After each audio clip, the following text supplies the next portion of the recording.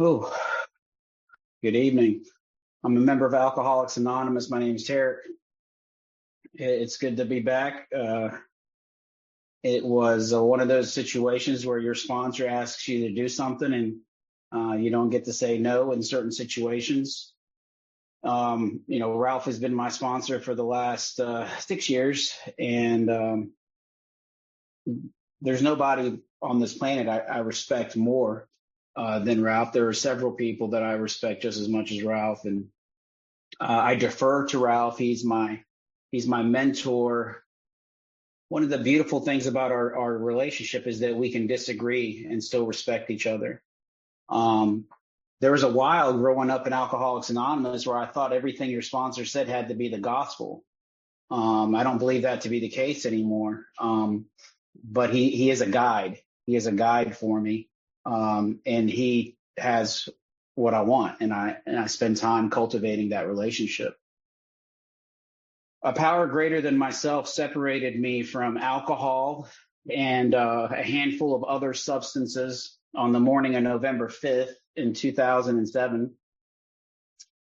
And because of a merciful God and a loving God and the program of Alcoholics Anonymous, a group of loving friends that care more about whether I live or die than hurting my sensitive feelings, I have found it unnecessary to take a drink or put a mind-altering substance in my body since November 5th in 2007. It's important for me when I give a talk, and I don't do this all the time. Tonight I've been tasked with a specific topic, which is emotional sobriety. And I don't like the word sobriety. I like the word sanity. I'm going to go with emotional sanity in step 6 and 7. But it's important for me to share with you where I'm at currently. My home group is the Over the Bridge group in Birmingham, Alabama. We meet at the Birmingham Recovery Center on Friday nights at 6:30. We are a discussion meeting, but you're required to bring the topic out of the 164. And then we also ask that if you don't have experience with the topic, that you just ask questions and not share at the meeting. But you're more than welcome to ask questions. I'm the secretary of that group. I currently went through the steps with a group of 6 guys. So there were 7 of us total. We wrapped up in November. In my 15th year, that was the fifth. In my 16th year, that was the 15th time I've been through the first 9 steps. It's not right. It's not wrong. I'm not here to tell you that's what you're supposed to do. I can simply tell you that's the path I ended up on, and I do it because I like the effect produced by it. It is a form of submission and surrender for me, and it's an acknowledgement to the people around me and to my God of my misunderstanding that I do not have all the answers. And there are always layers, deeper layers and dimensions of this power called God that I can express a desire to have an experience with. And the way I express that desire is resubmitting to the process. I know plenty of people that I respect greatly in this program that worked the steps one time and have stayed sober in 10, 11, and 12 after making their amends. So I'm not here to promote one way or the other. That's my experience. And then I'm currently, I'm taking a group of guys through the steps. I'm taking another individual one-on-one, and then I'm taking 2 other people through the steps. I don't share any of that as a form of setting myself apart as a distinct entity of some kind. The reason I share that is because I'm a 3 legacy sponsor guy. And our 3 legacies of recovery, service, and unity, they inform our experience with emotional sanity. They are going to inform the experience I have with my grosser handicaps or my limitations as a human being. We're going to call them defects of character for this talk. And so I had to paint a picture of what that currently looks like for me. So I participate. I had to participate in getting a drink and keeping that relationship active for many years. And I have to participate at a high level. This alcoholic does, to experience the awareness of a power greater than myself on somewhat of a consistent basis because I'm up against the ego. It's a constant fluctuation of when I'm aware of God and when all I've got on me is me. And all of the things I just described, I'm going to talk about tonight because it's my relationship with the three legacies that is going to dictate a great deal of my experience in emotional sanity. So I believe we experienced two miracles on this path. And the first miracle we experience is the miracle of separation. If we don't experience that miracle quickly, there's no recovery to talk about.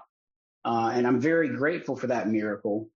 The second miracle, it's an incremental miracle, is one way I'd like to describe it, because it's got different stations on it, because it's the returning of sanity.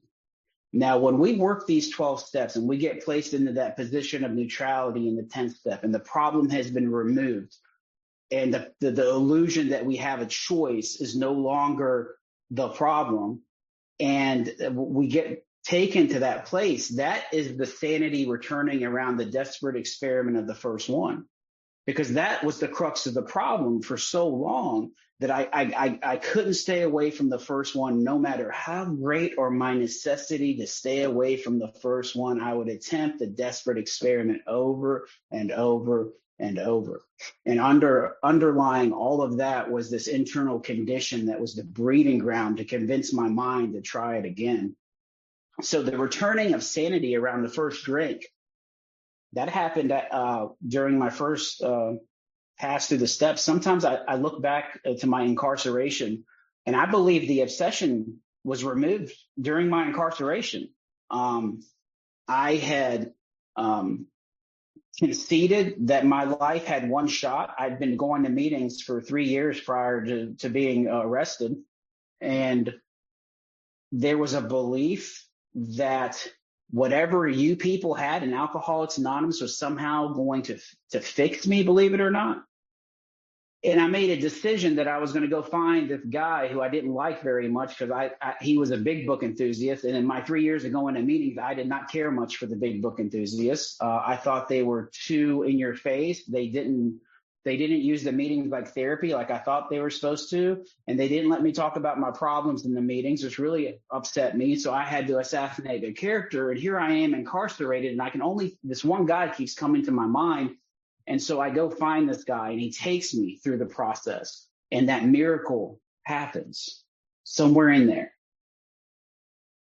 But then after all these years of being on this path, the more I think about those early years, the easier it is for me to acknowledge that very little changed about my character or my emotional. I was still emotionally insane in those early years because I was willing to do whatever I had to do to not drink and use drugs. But I still chased skirt. That's what I did at the first year and a half. That was one of my primary goals going to meetings, because I was there to talk to girls. Not only was I there to carry the message, I was a fifth tradition guy.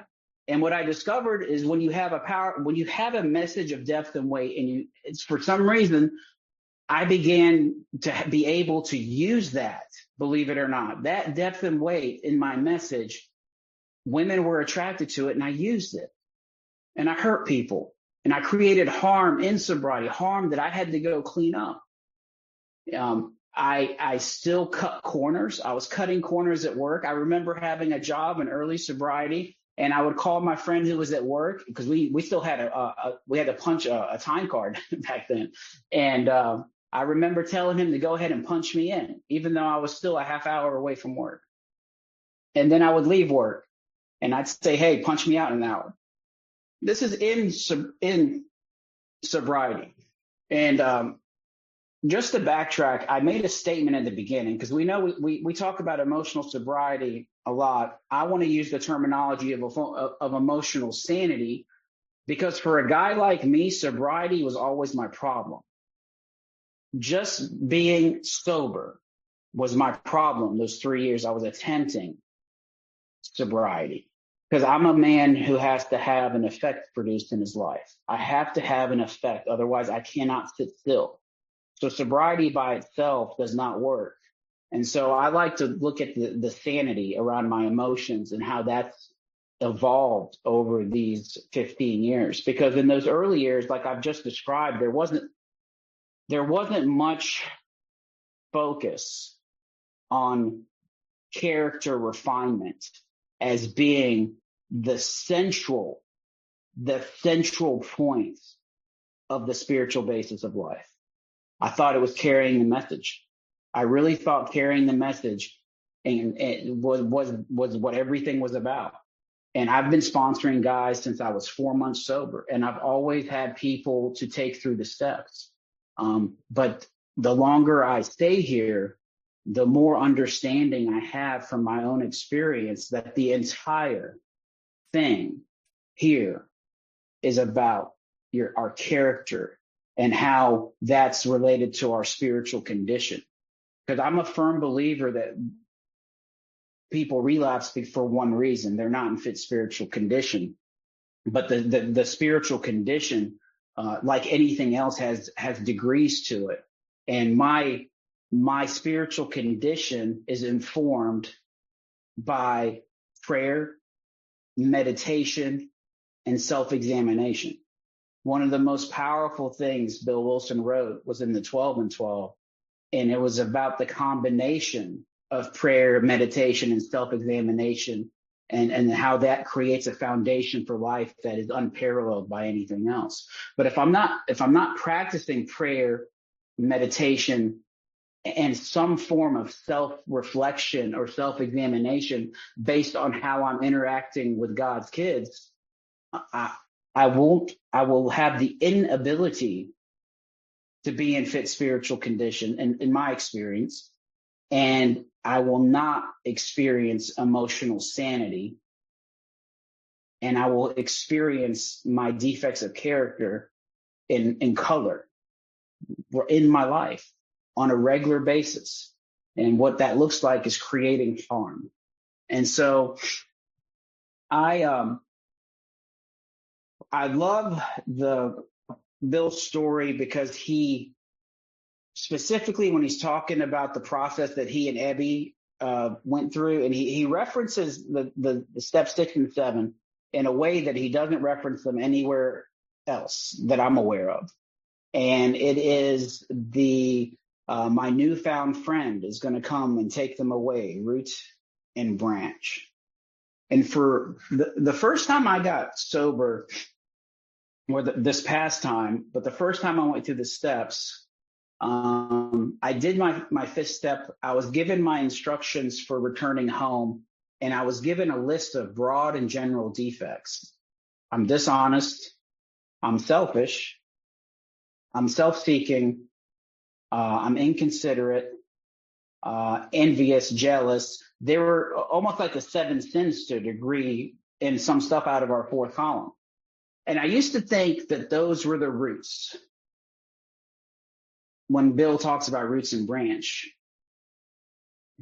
But because of some introspection and I've done and some work, a significant amount of inventory, I've discovered that I think based on how we are conditioned by our environment and our relationship with alcohol and the experiences that take place in our life, we are hardwired or programmed. And believe it or not, the programming is the roots. And typically the programming comes in the form of a self-defeating principle for me. And so I just went through the steps, and a friend of mine, he talks about he's been here since 1985. So he's been here 38 years. And he says that the same defect of character that he showed up with in 1985 are still the same defect of character he has today. Back then, they were roaring lions that were clawing out the eyes of anybody who came around him. And so the shortcomings attached to those defects were considerable. Here he is 38 years later making a comment that they're the same, but he says, now my defects are like these little kittens that purr next to me, but they're still there. And the way I understood that was that the root is still there. And so I wanted to share some inventory with you guys because I think it allows me to use current experience and illustrate the point. This is my interpretation. Again, this is just my experience. I mean, if yours is different, that's fine. This is about interpretation from taking a set of actions and having an experience with those actions.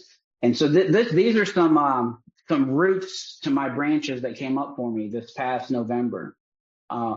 Here's one that really hurt when I heard it, because this was during the 5th steps that we did as a group, is Tarek wants the accolades of being a parent without being willing to fulfill all the responsibilities of being a parent.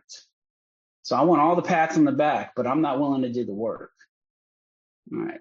Another one that shows up year after year after year is Tarek's way is the best way and should be the only way. Here's another one. My expectation of myself is so high and it runs downhill to people in my life and puts me in a collision course with them. My need to be right. My desire to peek down around the corner to see what's coming in order to make a decision that makes me think I'm safe. So I always got to be in control of what I think might happen before, instead of just taking a deep breath, making a decision, taking the action and wait and see what happens. I get this thing where I'm indecisive, and then I make decisions that are not practical. And here's the last one. I will eventually fail because I do not belong. I'm 15 years in and this stuff is showing up on my inventory. And so something happened after I went through this 5th step, because we're talking about the return of emotional sanity. I've been in a relationship for 3 years. I have this little boy now, and he needs a father. His father's not in the picture right now. And he was 4 years old when I came into his life, and I was jealous of him. He got all mom's attention. I felt like I wasn't getting enough attention. And the little children are so intuitive. They know when you're just talking and there's no real effort behind what you're saying to them. And so for months, I would wake up and my prayer and meditation space in my home was right outside of his bedroom. And so he would come out and see me praying or meditating or reading a book, and I would not stop. I'd look at him as if I'm instructing him to go back in his room. And he and I had a lot of problems in the first year and a half of our relationship. And there were times when he would wake up, and I know it's first thing in the morning. This kid's got to be hungry. Hey, you want me to make you some breakfast? Mom's still sleeping. And he'd say, no, I'm not hungry. And then literally he would go wake his mom up like 2 minutes later to say, I'm hungry. And I'm like, what is going on here? Why is this kid not allowing me to serve him breakfast? But I would go out into the world and people would pat me on the back because, hey, you're playing the role of a stepdad and you're being a financial provider. And I wanted those accolades, but I wasn't, this effort was not sincere. Our big book says, when we sincerely take such a position, all sorts of remarkable things will happen. That statement can be applied to so many different areas of my life. So I go through the steps and I start to talk about it. I disclose these intimate details of my life and what I'm struggling with other people. And this self-defeating principle has shown up 2 years in a row in my inventory. And so what I decided to do, so I wrote this inventory, I think in October. We did the hour returning home at the end of October. So this is my list of grosser handicaps. I was praying and meditating one morning, and the awareness of this exercise was in my consciousness. And he came out of his bedroom, and I stopped. I stopped doing my morning practice, and I went to hang out with him. So this started to happen. It's almost as if he was in tune with me doing prayer and meditation and reading books, and he'd want to come hang out. So my morning practice became hanging out with God's kid, like this little boy who's looking for the attention. And I'm trying to practice spirituality and being and do the things I need to do to be in fit spiritual condition. And here I am ignoring a human being that needs my attention. And it's amazing how this little exercise led to an awareness that I think is connected to 6 and 7, to emotional sanity, and has transformed my relationship with this little boy. He's just the joy. Like when I travel for work every week, or I'm out of town on a weekend, spending weekends with you guys, and I'm coming home, I miss him and his mom the same. Like I can't wait to put my arms around both of them. And that's as a result of this process. And to me, that's the transition point of, areas where I don't like. My favorite definition of insanity is the lack of proportion and the inability to think straight. That's what was happening to me.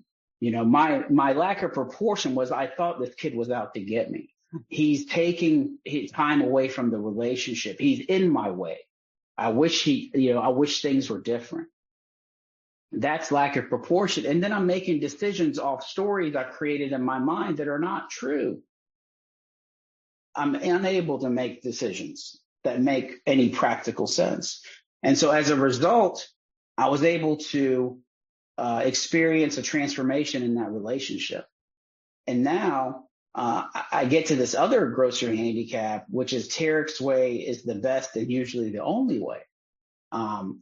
I consider myself to be a very organized and clean person. You guys can see my office. I mean, I'm very meticulous when it comes to putting things in order, because somehow I think I'm safer if things are in order, is what I've come down to.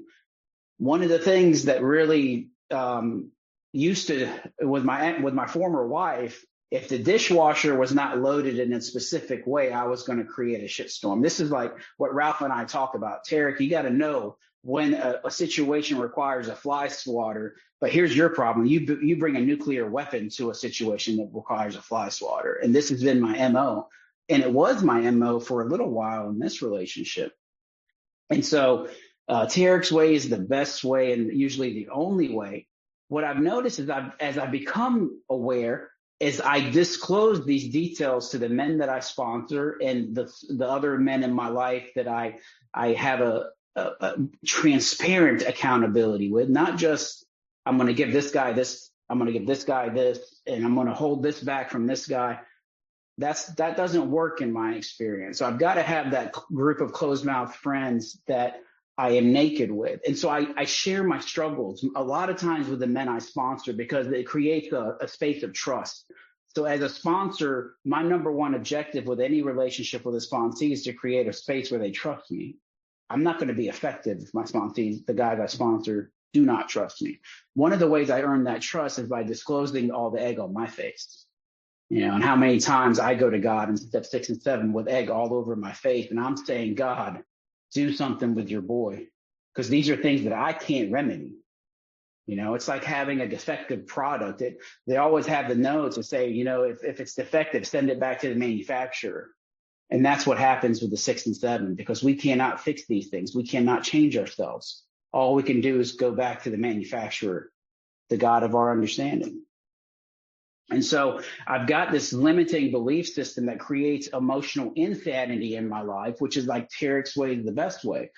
And so through the 10th step, which is so important if you're going to have emotional sanity in your life, at least for me it is, because I have to have something in me that's watching out for it, that's communicating with God, that's turning my awareness back to the present moment, that's turning my awareness to God, and that wants to stop fighting.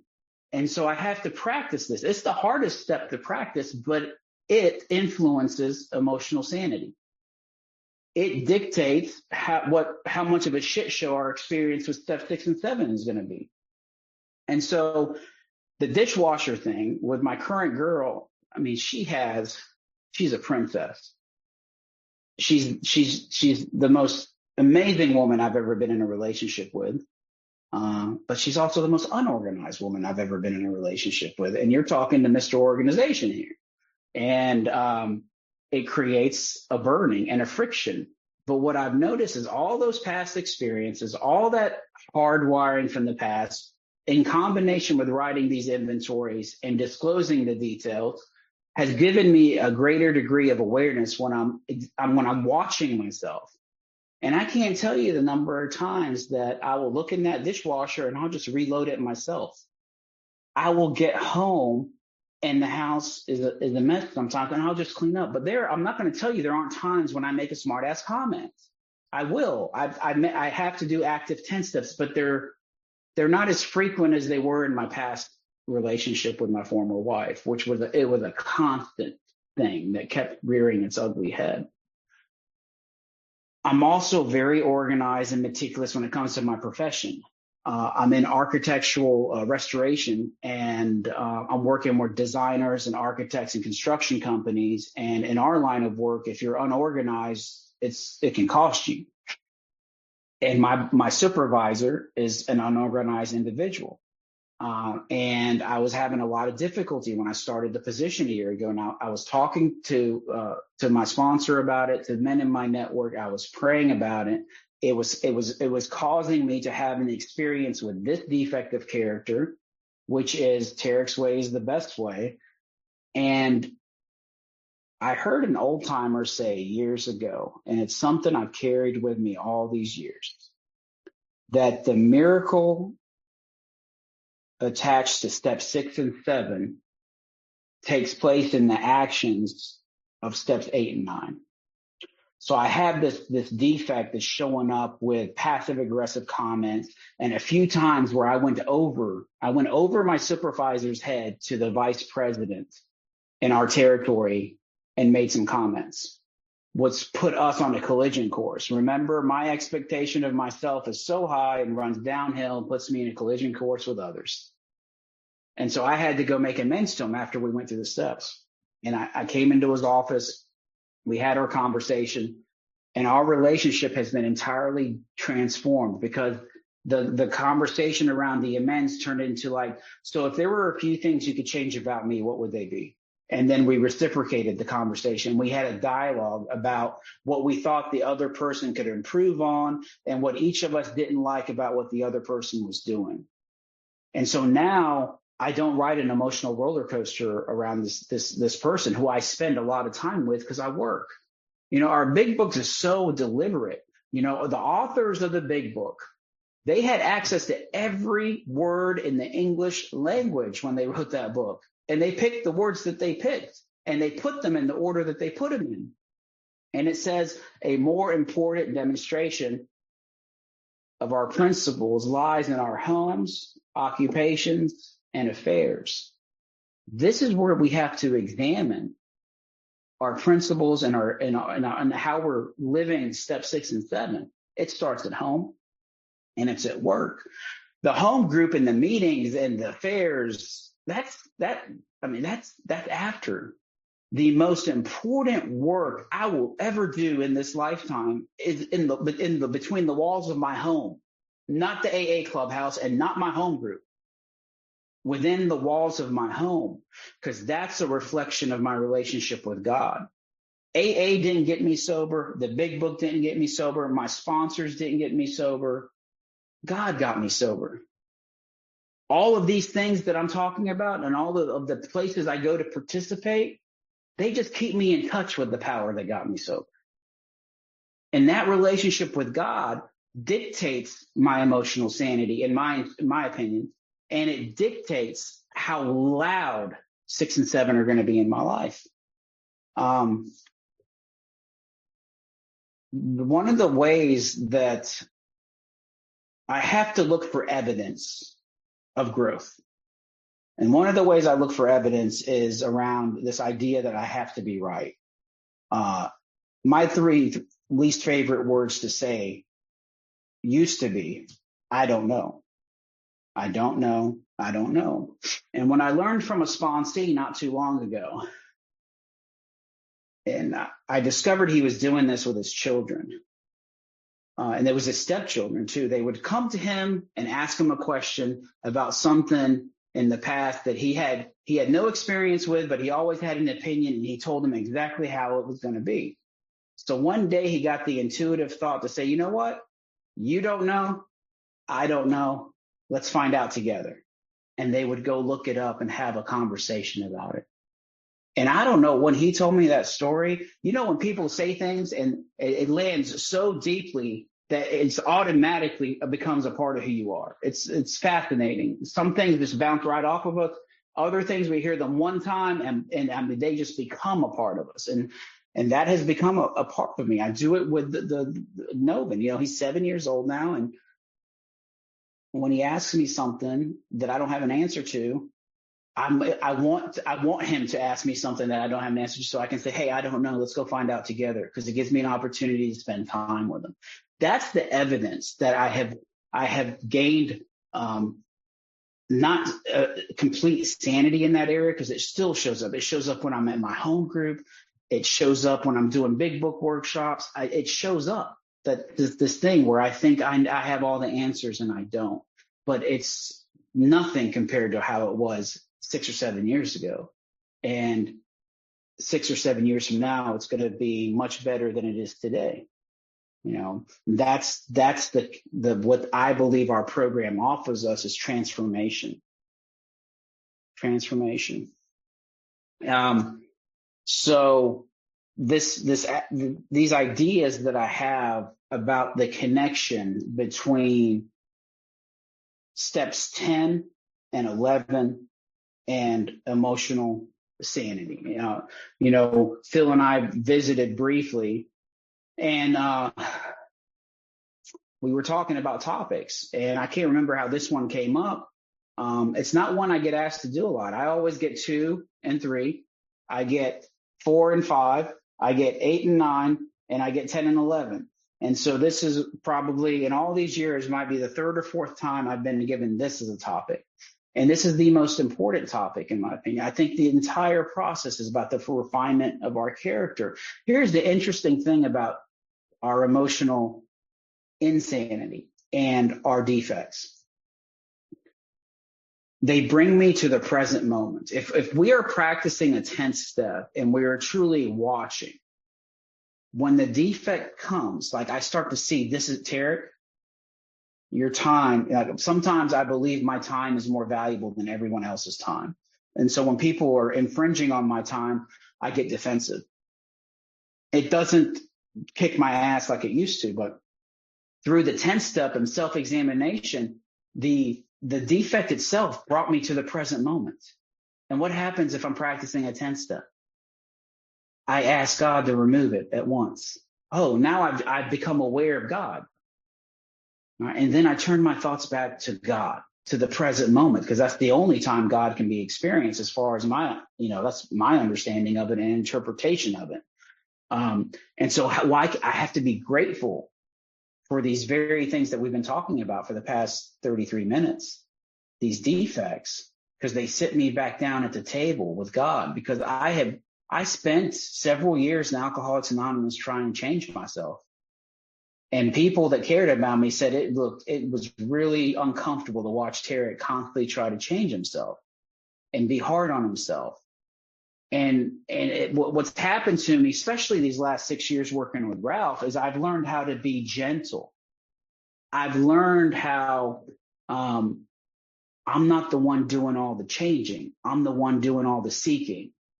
I need to seek a deeper experience with God. Whatever changes is supposed to change. Some stuff isn't supposed to change, but the defects have somehow become a mercy and a grace for me, because they bring my awareness to the power of God.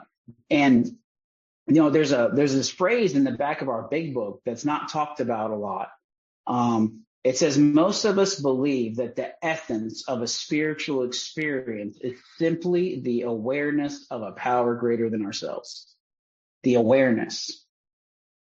If you're practicing consistent prayer and meditation, at least this has been my experience, as I continue to be consistent with prayer and meditation and self-examination, I experience more awareness of God when I become aware of my defects, because I have to turn to God for help. And to me, that's what this whole deal is about. It's about grow God, shrink Tarek. Grow God, shrink Tarek. And what shrinks Tarek more than anything is getting his ass kicked by character defects. It really does. I'm not a humble guy. I will never claim to be a humble guy. My experience with my defects and sometimes emotional insanity creates an experience of humility for me. And those are much needed experiences that I must have, because they've led to change. And I can't emphasize enough, because I've watched people to do this thing where they try to practice character qualities, practice the opposite of the defect. I don't have a lot of experience with it. To me, the defects are something that creates a struggle, and the struggle is sacred. And I keep going back to God because of my defects, because the alcoholism in remission, the addiction to these other substances has gone into remission. Can it come out of remission? Absolutely. But now I'm faced with all these things that are layers and layers and layers of things that are veils. They come down like a veil, and I have no awareness of a power greater than myself. All I'm aware of is my mind and the identification with different aspects of my life. I experience a struggle like one of the ones I described from this inventory. And if I'm practicing a 10th step, the struggle itself has now led to an experience of my higher power, because I'm asking for help. I've become aware of God in the moment. I'm turning, because that's part of it. And I'm trying to stop fighting. I'm trying to resist the suffering attached to not accepting reality for what it is. Character defect or not, the reality, my suffering comes from not being able to accept the set of circumstances in front of me. And sometimes those are attached to defects. Sometimes I think if I act out in character defects, I'm always in self-will. Isn't it wild how every single time we are in self-will, if we go 2 years out into the future and we turn around and look into the past, what we identified as self-will 2 years ago is always, oh, that was supposed to happen just like that, because that's what God had planned. You know, it's like those last 6 weeks of my last spree. You know, if somebody looked at Tarek, he was a producer of confusion rather than harmony. He was constantly on a collision course with somebody or something, and he was trying to pull violently every ounce of life he could get out of it by doing things the way he wanted without considering the ripple effect at all. He is self-will one riot. You know, so 15 years later, that was God walking me over to my surrender. He was crushing my ego. He was reducing me to absolutely nothing so I could be delivered to you fine folks and carry the message be carried to me. How can it be God's will now and self-will back then? Same thing with defects today. Some of the most powerful spiritual experiences I've had have been around my embodiment of some limitation I've got, because it creates a surrender. And unfortunately, there was an old timer who told me that early on. He said, Tarek, most of these defects, you're experiencing a great deal of pain while they're being removed. That's been my experience. And there's none of these defects go anywhere as long as there's an illusion of value attached to them. Until the last flicker of conviction is snuffed out that the defect or the belief system is creating value, it's going to continue to show up in my life. It's not going to be objectionable, which is okay. It's okay because it keeps me seeking God. I'm still thirsty to this day. I'm just not thirsty for alcohol today.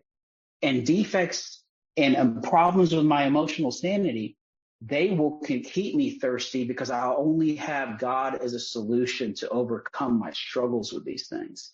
Now, I'm not giving myself a green light to struggle in this way or anybody else, but that's the reality of what we got going on. It's a constant fluctuation. I wake up, I fall asleep. I wake up, I fall asleep. The only thing that's changed over 15 years is I spend more time awake before I fall asleep. And hopefully in 15 years, it's an even greater period of time that I am awake and aware of the power of God in my life. So I was tasked with talking about these steps.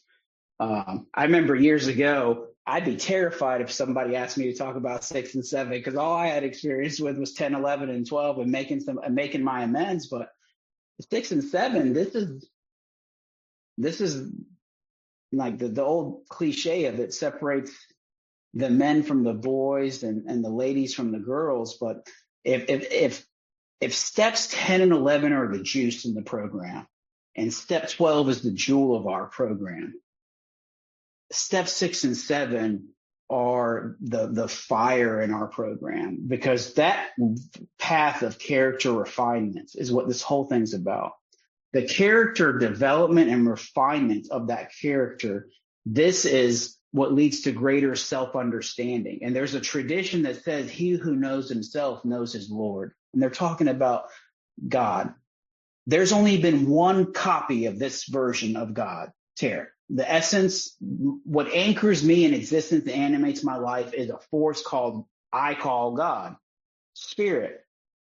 There's never going to be another version of this copy here. Never. I have a contribution to make while I'm here. And I need to be aware of that, because I have a debt to pay God. And the way I live my life is an expression. So the greatest gift God has given me is my recovery. And what I do with my recovery is my gift to God. And there is one that's going to find me. It's going to find everybody on this call. And that one is death. And for that moment, when it's time for me to transition, the thing that's going to impact me the most is having cleaned up the wreckage of my past. So I am prepared for that moment. And that I have done all I can to live a decent life using the 12 steps of Alcoholics Anonymous.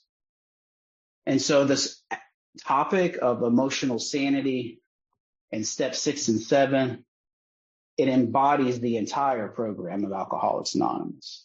It truly is what everything is about today. I'm a member of Alcoholics Anonymous. My name's Tarek.